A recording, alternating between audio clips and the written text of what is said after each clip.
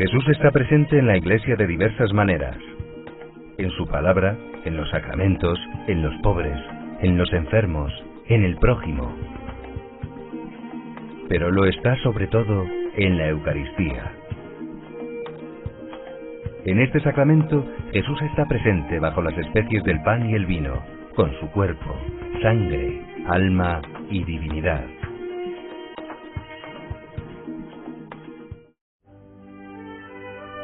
Jesús resucitó y subió al cielo después de su muerte, pero no nos abandonó. Nos quería demasiado para dejarnos desamparados en medio de tantos peligros y tentaciones. Por eso quiso quedarse para siempre con nosotros en el sacramento de la Eucaristía. Para ello, realizó un milagro asombroso. Se llama transubstanciación. Esta palabra significa cambio de sustancia.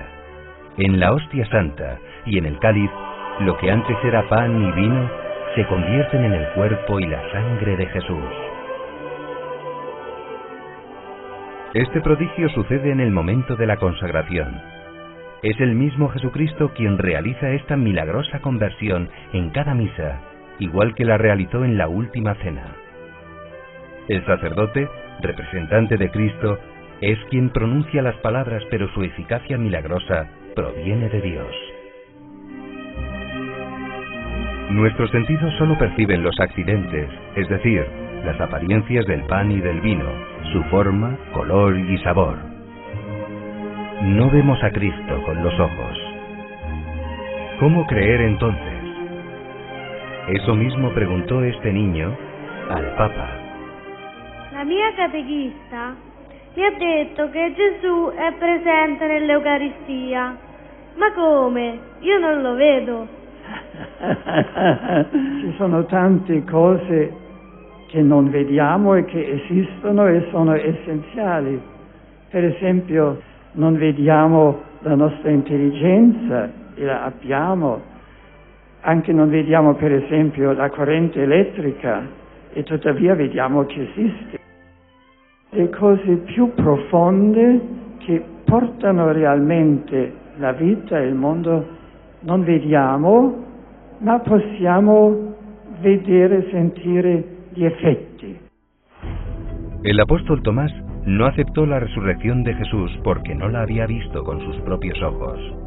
Un día, estando reunido con los demás apóstoles, Jesús se les apareció y mandó a Tomás meter los dedos en sus llagas. Tomás creyó entonces, pero Jesús le replicó: «Tú crees porque me has visto. Dichosos los que crean sin haber visto». Esas palabras van dirigidas también a nosotros, para que creamos en su presencia real en la Eucaristía, aún sin verle. Sin embargo, de vez en cuando, Jesús nos recuerda su presencia viva en la Eucaristía con sucesos extraordinarios. En el monasterio del Escorial se venera la reliquia de uno de ellos. En la sacristía, tras este monumental cuadro, se conserva una sagrada forma del siglo XVI. Unos soldados protestantes saquearon una iglesia en Holanda y pisotearon esta hostia consagrada. Las botas, provistas de clavos, la perforaron en 3 sitios. En ese momento brotó sangre viva. Se habían formado 3 heridas en el cuerpo de Cristo. Con este y otros hechos milagrosos, Jesús quiere recordarnos que cada día sucede un milagro aún mayor. Su presencia viva entre nosotros por amor en la celebración de la Eucaristía. La Eucaristía es el más grande de los 7 sacramentos y es el centro de la vida del cristiano. ¿Por qué? En los otros sacramentos recibimos la gracia de Dios. En este se nos da como alimento el autor mismo de la gracia. Ardientemente, Jesucristo nos espera en la comunión para volcarse en nuestras almas y llenarnos con su gracia divina. No hay ningún tesoro en la tierra que se pueda comparar al valor de la Sagrada Comunión. Es tan grande el valor de la Eucaristía que parece lógico que la Iglesia haya establecido el deber de los fieles católicos de participar cada domingo en la Santa Misa. Asistir el domingo a la Santa Misa es un gran bien para todos los creyentes. Al celebrar la Eucaristía dominical es como si dijésemos: sí, creo en Jesucristo como mi Dios y mi Salvador, que me amó y entregó su vida por mí. Asistir a la misa del domingo es, por ello, un deber de amor, de justa correspondencia al amor sin límites de quien se entregó para hacernos partícipes de su amor y de su infinita felicidad.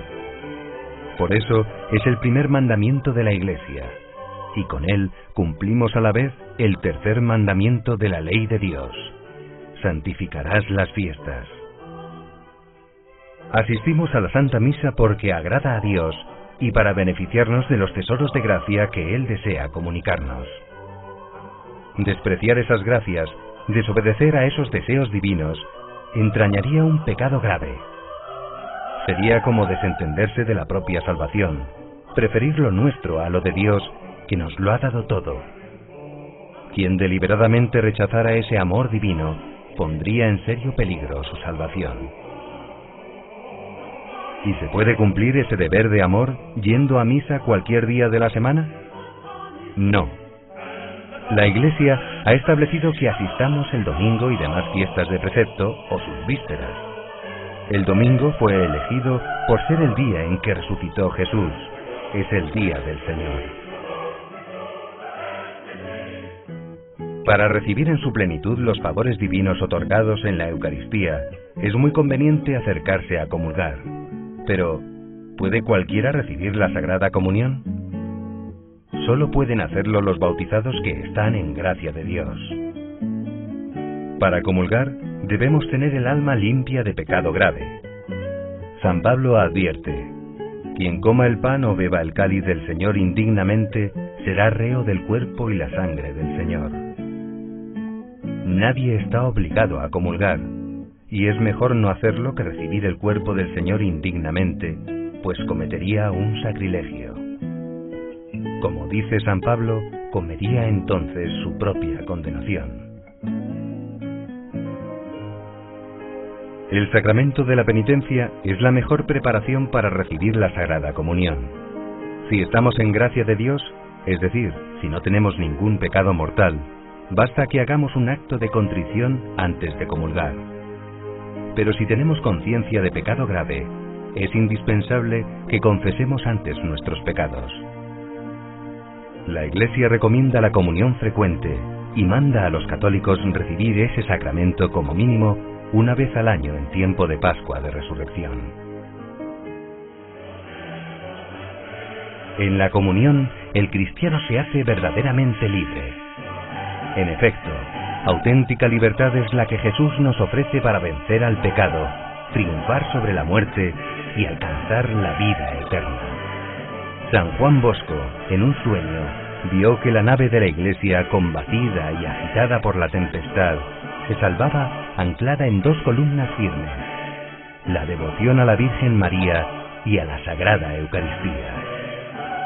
Basada en estos firmes fundamentos, la Iglesia anhela y espera el triunfo definitivo de quienes han sido fieles a Jesucristo.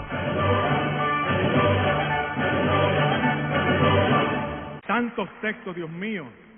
Quisiera tener el tiempo para abundarles acerca de esta riqueza eucarística en toda la Biblia. Miren, 1 de Corintios capítulo 11, versículos del 23 al 26. Pero el apóstol San Pablo se refiere a esa cena después de los versículos 27 hasta el 32 como presencia real y verdadera, mediante un texto griego, diakrinon, mediante el texto o mediante la palabra griega diakrinon, que significa darse cuenta de la verdad que subyace frente de ti, detrás de esas apariencias que te engañan. Me di cuenta de que San Pablo está hablando de la presencia real. Ves pan, pero no es pan. Sabe a vino, pero no es vino. Diakrinon, tienes que darte cuenta del verdadero cuerpo y la verdadera sangre del Señor.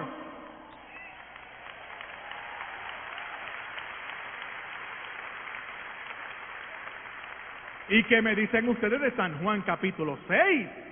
Más de 40 versículos que nos hablan, nos evidencian la presencia real de Jesucristo en la Santa Misa. Hay gente allá afuera que no ven la Santa Misa por ningún lado en la Biblia, pero aquí en un solo capítulo, el capítulo 6 de San Juan, se dedican más de 40 versículos a hablarte acerca de la presencia real. El Señor en este pasaje es retado, su palabra es negada, resistida, porque el Señor dice que hay que comérselo y hay que bebérselo, que su carne es verdadera comida y su sangre es verdadera bebida.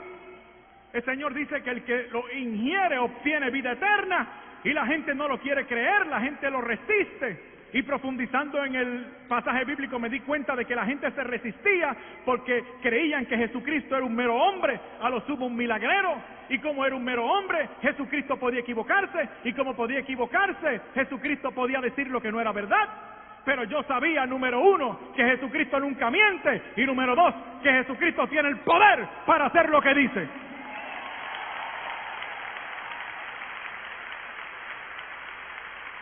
Y una y otra vez, por más de 40 versículos, el Señor insiste, matiza su punto, enfatiza su verdad. Y dice, pues yo soy el pan vivo bajado del cielo. Quien coma de este pan vivirá para siempre. Y el pan que voy a dar es mi carne por la vida del mundo. Mi carne es verdadera comida, mi sangre es verdadera bebida. El que come mi carne y bebe mi sangre tiene vida eterna.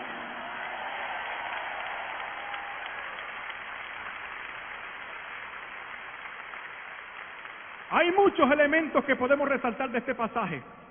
Solamente voy a llamar la atención sobre uno, el versículo 54. Yo estoy leyendo desde los manuscritos del Nuevo Testamento. Hay una colección de manuscritos del Nuevo Testamento llamado Nestlé. A partir de esa compilación de manuscritos del Nuevo Testamento, uno puede abordar el texto original, griego koiné, y yo estoy leyendo desde el original, y me doy cuenta de que hasta el versículo 53 el Señor está hablando del que se lo come. Jófage es la frase, jófage, el que come, como ingerir alimento. Pero es precisamente en este momento cuando el Señor es más virulentamente contradecido, que el Señor no solamente insiste en su punto, no se muda, no cambia, sino que ahora se hace más intenso. Ahora el Señor cambia el verbo en el versículo 54. Ya no habla de jófage, ahora cambia a jotrogon. Jotrogon. Y cuando leí eso, supe que me estaba metiendo en un grave problema. Ya el Señor no habla del que solo come.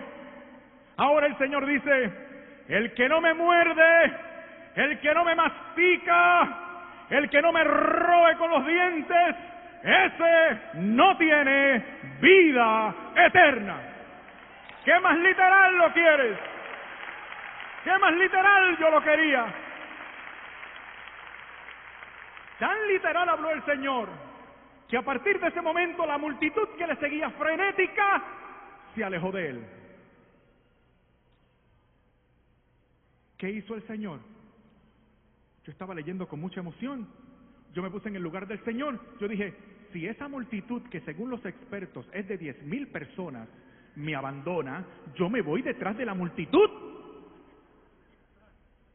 Ustedes saben lo que es tener una iglesia de 10,000, 12 miembros, 10,000 que le seguían y 12 discípulos. El Señor, en cuestión de minutos, tenía una iglesia de 10,000, 12 miembros. Y cuando habla acerca de la presencia real, la multitud le abandona. Yo en el lugar de Cristo hubiera ido detrás de la multitud y le hubiera dicho, por favor no se vayan,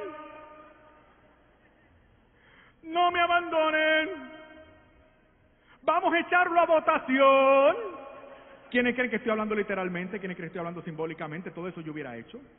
O también le hubiera dicho, así muy evangélico, quédense, no importa lo que cada cual quiera creer, lo importante es que estemos todos juntos, no matter what. ¿Fue eso lo que hizo el Señor? ¿Saben ustedes lo que el Señor les dijo a esta multitud? El Señor no les dijo nada.